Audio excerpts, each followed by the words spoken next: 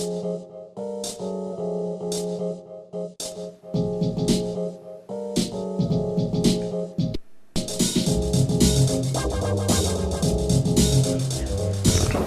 morning and welcome to San Sebastian. Les personnes considèrent que les nouveaux enjeux sont des enjeux de sécurité d'abord, que ce soit la sécurité alimentaire, mais la sécurité politique, stratégique.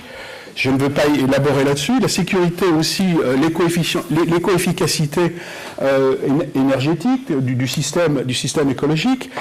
Problème important qui est sous-évalué, c'est celui de la disparition des terres agricoles. Il y a l'eau, bien sûr, mais il y a aussi la disparition des terres agricoles. Et ce n'est pas à cause de l'urbanisation d'une part, à cause des transformations des cycles naturels. Sans terres agricoles, il n'y a pas de production alimentaire. Sans production alimentaire, il y a de la disette, il y a des révolutions, etc. Et donc on rentre dans un cycle d'instabilité et de sécurité. Les mutations culturelles, c'est évident. Nous passons d'une société fermée à une société très ouverte, avec toutes les difficultés qu'il y a d'avoir une société véritablement ouverte et démocratique. Bien entendu, le vieillissement des populations, non seulement des populations, mais de la force de travail, the workforce. So now every evidence seems to be, at least, that we are facing a very serious problem, both in the environmental issues and particularly for the social issues. Ça pose la question de la cité idéale, effectivement. Est-ce qu'on ne peut pas parler de l'utopie du désespoir? Mais si les problèmes sont à la ville, les solutions sont aussi à la ville. Sera aussi dépendant de la mobilisation de tous les acteurs de la ville et de la dynamique de la société et de ses habitants.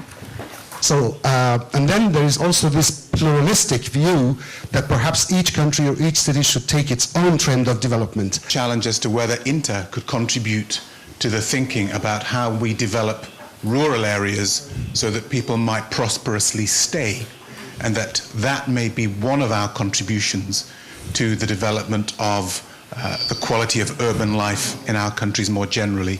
So should we be completely seduced by the urban, or should we, out of our concern for the urban, not forget to look at the rural?